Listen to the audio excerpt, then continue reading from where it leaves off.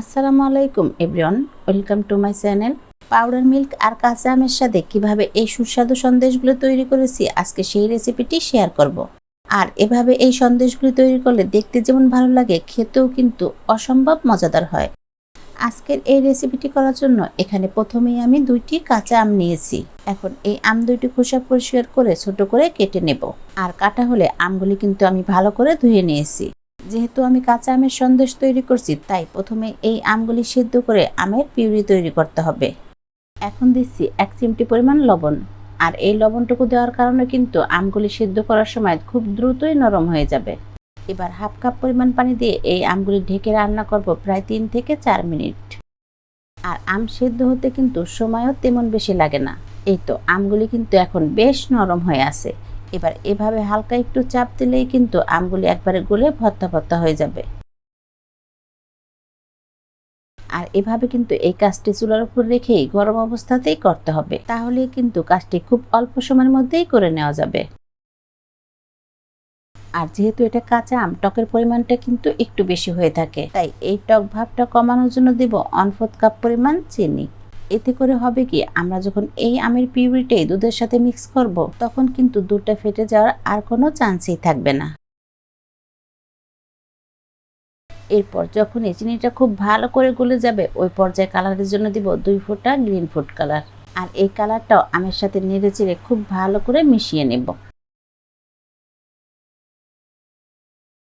আর এটা মিশিয়ে নেওয়া হলেই কিন্তু আমি চুলা থেকে নামিয়ে নেব। এরপর কিছুটা ঠান্ডা হলে এই আমের পিউরিটা সেঁকে নিতে হবে, যাতে করে এর ভিতরে থাকা এই যে কিছুটা বড় বড় অংশ আর আঁশগুলি আলাদা হয়ে যায়।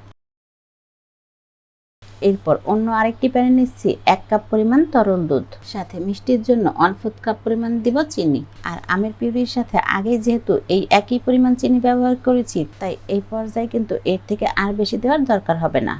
এরপর সুঘ্রাণের জন্য দিয়েছি খুবই সামান্য এলাচ পাউডার। এখন দুধের সাথে এই সব কিছু একসাথে নেড়ে চেড়ে মিশিয়ে নেব। আর দুধটা কিন্তু হালকা গরম করে নেব।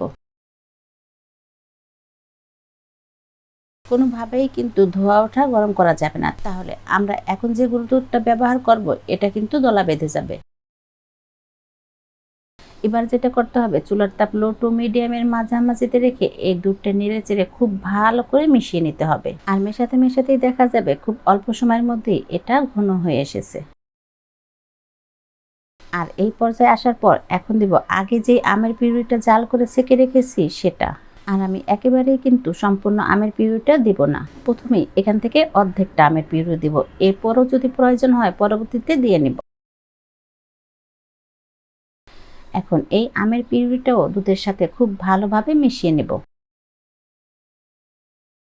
মেশানোর এই পর্যায়ে আমের টেস্টটা কম মনে হচ্ছে, তাই বাকি যে পিউরিটুকু আছে সেইটুকু দিয়ে দেব।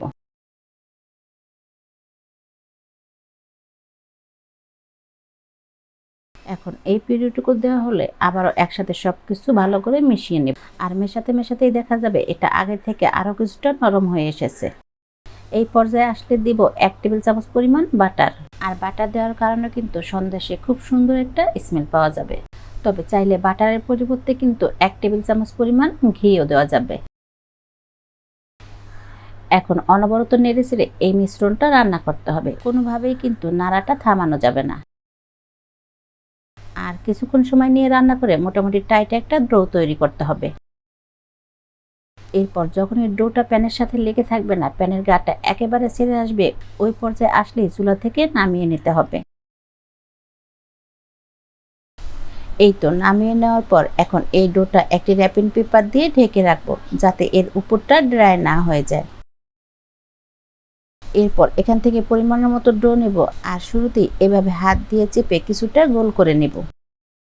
আর আজকের এই সন্দেশগুলি বানানোর জন্য আমি এরকম একটি সাজ ব্যবহার করছি। তবে আপনি চাইলে হাতের কাছে থাকা অন্য যে কোনো সাজ দিয়েও কিন্তু সন্দেশের এই ডিজাইনগুলি করে নিতে পারেন।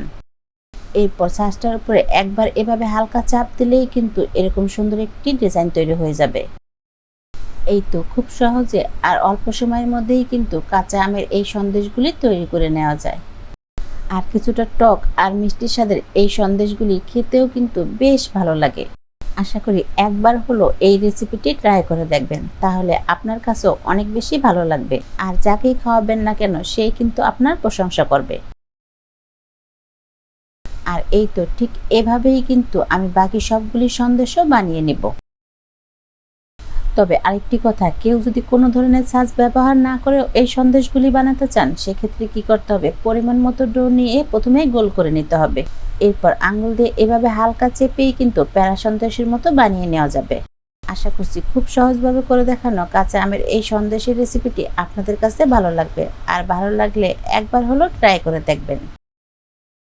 তাহলে আজকের মতো এই রেসিপিটি এখানেই শেষ করছি। সবাই অনেক বেশি ভালো থাকেন, নিরাপদে থাকেন। আল্লাহ হাফেজ।